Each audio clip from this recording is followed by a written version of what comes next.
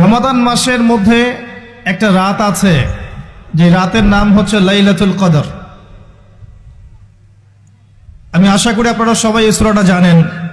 বা'দা আউযু বিল্লাহি মিনাশ শাইতানির রাজীম, ইন্না আনজালনাহু ফি লাইলাতুল কদর। নিশ্চয়ই আমি কোরআনকে নাজিল করেছি লাইলাতুল কদরে, ভাগ্য রজনীতে।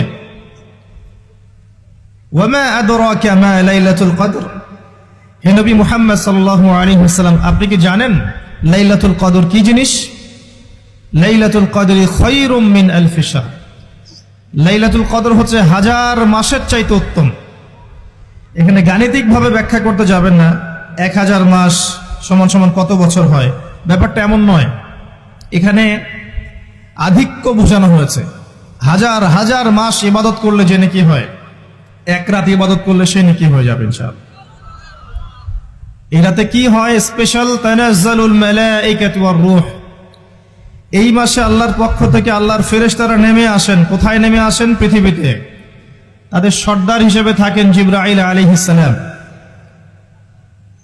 তানাজ্জালুল মালাইকাতু ওয়ার রূহু ফিহা বিইذনি রাব্বিহিম। আল্লাহর রবের আদেশে তারা এই কাজটা করেন।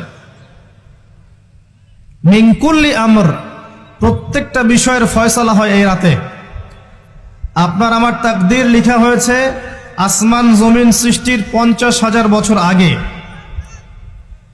আপনার আমার তাকদীর লেখা হয়েছে আসমান জমিন সৃষ্টির 50,000 বছর আগে। আল্লাহ পাক সমস্ত সৃষ্টির তাকদীর লিখেছেন প্রথম দফায়।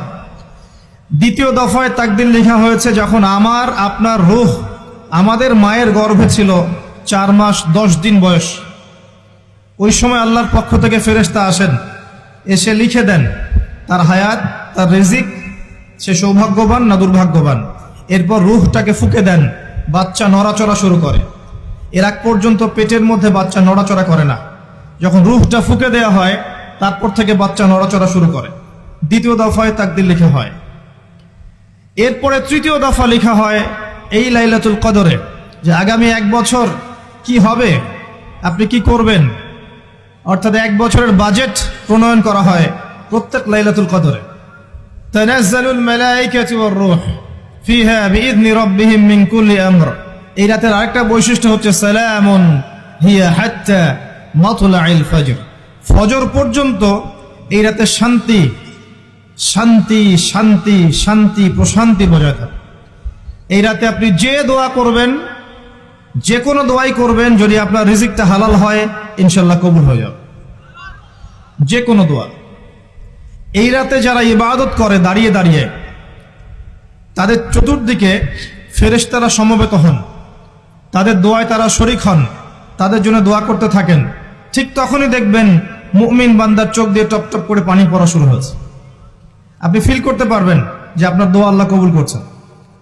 এই রাতের ইবাদতকে 1000 মাস দিয়ে গুণ করলেও কখনো সমান হবে না। একটা রাত ইবাদত করলে আপনি হাজার হাজার মাসের নেকি পাচ্ছেন।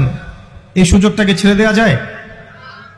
কবে এই রাত স্পেসিফিকলি বলা যাবে না, 27 তারিখেই স্পেসিফিকলি বলা যাবে না যে 21-এর রাতেই, 23-এর রাতেই বা 25-এর রাতেই, নির্দিষ্ট করে বলার কোনো সুযোগ নাই। নবী সাল্লাল্লাহু আলাইহি ওয়াসাল্লাম লাইলাতুল কদর পেয়েছেন এবং ওই রাতে বৃষ্টি হচ্ছিল। তিনি সেজদা করছেন, তার কপালের মধ্যে মসজিদে নববীর যে মাটি আছে এই মাটির কাদা লেগেছিল।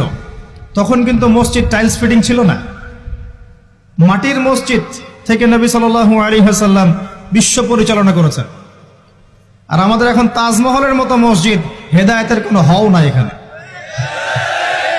এটা আখিরুজ্জামানের সাইন, মসজিদগুলো হবে চাকচিক্যময়, হেদায়েত শূন্য। হাদিস একদম স্পষ্ট আছে, মসজিদ হবে চাকচিক্যময় কিন্তু হেদায়েত শূন্য। ইভেন দেখবেন নামাজ পড়ছে মুসল্লি, পাশে হই হুল্লা করছে। দিনের কথা আলোচনা হলে বা নামাজ পড়লে, কেউ কোরআন তেলাওয়াত করলে আদবের সাথে যে পাশে শোরগোল করতে হয় না, এটাও এখন বুঝাতে হয়। বুঝাতে গিয়ে যদি আপনি এই আয়াত তেলাওয়াত করেন, লাহুম কুলুবুন লা ইয়াফকাহুনা বিহা, কিছু মানুষকে আল্লাহ পাক কলব দিয়েছেন, বোঝে না। ওয়া লাহুম আযানুন লা ইয়াসমাউনা বিহা, কিছু মানুষকে আল্লাহ পাক কান দিয়েছেন, শোনে না। ওয়ালাহুম আ'ইউনুন লা ইউবসিরুনা বিহা, কিছু মানুষকে আল্লাহ পাক চোখ দিয়েছেন দেখে না। উলাইকা কাল আনআম, এরা আনআমের মতো। বাল হুম আদাল, বরং তার চাইতেও নিকৃষ্ট। তখন কিছু মানুষের ইগোতে লেগে যায়। আচরণ কিন্তু এমনই। কোরআন যেখানে তেলাওয়াত করা হচ্ছে, নবীর হাদিসের কথা বলা হচ্ছে, সেখানে উঁচু স্বরে কথা বলা জায়েজ নেই। নামাজ পড়ছে একজন ব্যক্তি, সে আল্লাহর সাথে সরাসরি কথা বলছে, তার পাশে কথা বলা জায়েজ নেই। এমনকি নামাজরত ব্যক্তির পাশে কোরআন তেলাওয়াত করাও জায়েজ নেই। আমি কথা কি বুঝতে পারছেন? একজন ব্যক্তি নামাজে দাঁড়িয়েছে, আল্লাহর সাথে কথা বলছে, পাশে আপনি কোরআন তেলাওয়াত করতে পারবেন না জোরে জোরে। মনে মনে করতে হবে, করতে চাইলে মনে মনে করতে হবে। অনেক সময় মসজিদের ভিতরে দেখবেন নামাজ পড়া হচ্ছে, শোরগোল করছে। নবী সাল্লাল্লাহু আলাইহি ওয়াসাল্লাম বলেছিলেন, আখিরুজ জামানে, তিরমিজিতে আছে হাদিসটা, আখিরুজ জামানে ইসলামের নামটুকু থাকবে, ইসলামের প্রকৃত বিষয়গুলো থাকবে না।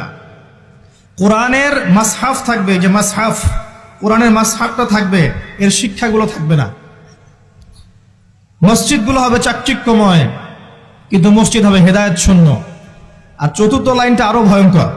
4 নম্বর লাইনে গিয়ে নবীজি বলেছেন সাল্লাল্লাহু আলাইহি ওয়াসাল্লাম, আসমানের নিচে জমিনের উপরে আল্লাহর সবচেয়ে নিকৃষ্ট সৃষ্টি হবেন এক শ্রেণীর আলেম, যাদের থেকে ফিতনা ছড়াবে এবং তাদের দিকেই ফিতনা ফিরে আসবে। তিরমিজির মধ্যে হাদিসটা আছে, যে কোনো আলেমকে জিজ্ঞাসা করে এটা কোন শ্রেণীর আলেম, এটা বোঝার জন্য আপনার পিএইচডি করার দরকার নাই। যারা দিনকে দুনিয়ার বিনিময়ে বিক্রি করেছে, তারাই সেই শ্রেণীর আলেম। যারা সত্য কথা বলতে ভয় পেয়েছে, তারাই সেই শ্রেণীর আলেম। যারা সত্যকে মিথ্যার সাথে মিশ্রিত করেছে, তারাই সেই শ্রেণীর আলেম। এবং যারা ইসলামের নামে উম্মাকে শতদা বিভক্ত করে দিয়েছে, এরাই সেই শ্রেণীর আলেম। নবী করিম সাল্লাল্লাহু আলাইহি ওয়াসাল্লাম বলেছেন, লাইলাতুল কদর আমি পেয়েছি, কপালে কাদা মাটি ছিল, বৃষ্টি হচ্ছিল, তার মানে ওই রাতে বৃষ্টি হতে পারে, ওই রাতে বৃষ্টি হতে পারে। লাইলাতুল কদর আলামত, রাতের বেলা বৃষ্টি হতে পারে। বৃষ্টি হয়েছে, তিনি নামাজ পড়েছেন, কপালের মধ্যে কাদা লেগেছিল, তিনি বের হয়েছেন, সাহাবীদেরকে বলবেন কোন রাতটা লাইলাতুল কদর, আজকের রাতটা লাইলাতুল কদর, এটা বলতে বের হয়েছেন। বের হয়ে দেখছেন দুজন মুসলিম আপোষে ঝগড়া করছে। লিসেন টু মি, দুজন মুসলিম আপোষে ঝগড়া করছে। আমরা বলি না যে মুসলিমদের মাঝে ইখতিলাফগুলো রহমত, আমরা বলি না? দুজন মুসলিম আপোষে ঝগড়া করছে। এই কাজটার কারণে আল্লাহ রাব্বুল আলামিন নবী সাল্লাল্লাহু আলাইহি ওয়াসাল্লামের হৃদয় থেকে এই কথাটাকে তুলে নিলেন। তিনি আর বললেন না এক্স্যাক্টলি কোন রাতে লাইলাতুল কদর ছিল, তিনি বলতেই বেরিয়েছিলেন যে কোন রাতে লাইলাতুল কদর ছিল। আমাদের ইখতিলাফের কারণে আমরা সেই নির্দিষ্ট রাতটাকে হারিয়ে ফেলেছি। তবে এর মধ্যেই খায়ের আছে, এর মধ্যেই কল্যাণ আছে। আরবিতে একটা প্রবাদ আছে, কুল্লু শার ইউজাদু ফিহিল খায়র, প্রত্যেকটা অকল্যাণের পিছনেই কোনো না কোনো কল্যাণ আছে। নির্দিষ্ট করে বলে দিলে আমরা বাকি রাতগুলো জাগতাম না। নবী সাল্লাল্লাহু আলাইহি ওয়াসাল্লাম এখন বললেন যে আমাকে ভুলিয়ে দেওয়া হয়েছে কোন রাত, তোমাদের ঝগড়ার কারণে। অতএব তোমরা শেষ দশকের বিজোড় রাতগুলোকে তালাশ করো। শেষ দশকের বিজোড় রাত বলতে 21-এর রাত, 23-এর রাত, 25, 27, 29, এই 5টা রাতের যে কোনো একটা লাইলাতুল কদর। এই রাতে ইবাদত করলে এত নেকি হচ্ছে, কারণটা কি? রাত আর দিন কি ডিফারেন্ট কিছু? প্রত্যেক রাতেই কিন্তু আল্লাহ পাক প্রথম আসমানে নেমে আসেন, প্রত্যেক রাতে, শুধু শবে বরাতের রাতে নয়, শুধু নিসফে শাবানের রাতে নয়, কিন্তু প্রত্যেক রাতেই আল্লাহ পাক প্রথম আসমানে নেমে আসেন। তিনি কিভাবে নেমে আসেন এটা ব্যাখ্যা করার দরকার নেই আমাদের। আল্লাহ পাক বলেছেন নেমে আসি, বাস আসি। কারণ সবকিছু আমরা যুক্তি, বিজ্ঞান, দর্শন দিয়ে প্রমাণ করতে পারবো না। পারবো? সায়েন্সকে জিজ্ঞাসা করেন যে স্বপ্নের ব্যাখ্যা কি, ঘুম কাকে বলে, আত্মা কাকে বলে, আত্মা কঠিন না তরল না বায়বীয়, পারবে সায়েন্স ব্যাখ্যা করতে? কবরের আযাব কি, জিন জাতি কি, জিন জাতি কাকে বলে, জিন জাতি কেমন দেখতে, মালায়েকা কেমন, তারা কিভাবে কাজ করে, তাদের ফাংশন কি, তারা কি ব্যাখ্যা করতে পারবে? আমাদের একটা চেতনা তৈরি হয়েছে, সায়েন্স যা বলবে তাই সত্য। এই চেতনা পুরোপুরি সত্য নয়। কোরআন এবং সুন্নাহ, আল্লাহ এবং তার রাসূল যা বলবেন সেটাই চূড়ান্ত সত্য। এর বাইরে সত্য মিথ্যার চূড়ান্ত কোনো মানদণ্ড নাই। হ্যাঁ, সায়েন্সের ভিত্তি আমরাই দিয়েছি, এটা অমুসলিমরা দেয়নি, এর ভিত্তি মুসলিমরা দিয়েছে। পরবর্তীতে এরা এর উপর ঘষা মাজা করেছে। এখন সায়েন্টিফিক এবং টেকনোলজিক্যাল রেভলিউশন আসছে পশ্চিমা সভ্যতা থেকে। এই সভ্যতার ধারক বাহক ছিলাম আমরা। সভ্যতা এদের দ্বারা শুরু হয়নি, সভ্যতা নবীদের দ্বারা শুরু হয়েছে। তো সবকিছু সায়েন্স দিয়ে ব্যাখ্যা করা যাবে এমন নয়, কারণ সায়েন্সের সীমাবদ্ধতা আছে, আল্লাহর জ্ঞানের কোনো সীমাবদ্ধতা নাই। তো আল্লাহ নেমে আসেন, ব্যাস নেমে আসেন। নেমে এসে আল্লাহ পাক কি বলেন? আল্লাহ পাক তিনটা কথা বলেন। রাতের শেষ অংশ, রাতকে ভাগ করেন। যদি 6টার সময় রাত শুরু হয়, রাত কিন্তু রাত 12টায় শুরু হয় না, সূর্য ডুবে গেলেই রাত শুরু হয়, এটাই ইসলাম। এখন 6টা থেকে আপনি এই 5টা পর্যন্ত সময়টাকে 3 ভাগে ভাগ করেন। শেষের অংশ ধরে নেন যে 1টা থেকে 5টা, কথার কথা আমি এস্টিমেট করলাম, এই সময়টুকুতে আল্লাহ রাব্বুল আলামিন কাছে নেমে আসেন প্রথম আসমানে, অর্থাৎ তার রহমত নিকটবর্তী হয় এবং তিনি আহ্বান করতে থাকেন 3টা জিনিস। 1, কে আছো আমার কাছে কিছু চাইবে, যা চাইবে আমি তাই দিব। 2, কে আছো আমার কাছে ক্ষমা চাইবে, আমি তোমাকে মাফ করে দেব। 3, কে আছো আমাকে ডাকবে, আমি তোমার ডাকে সাড়া দেব।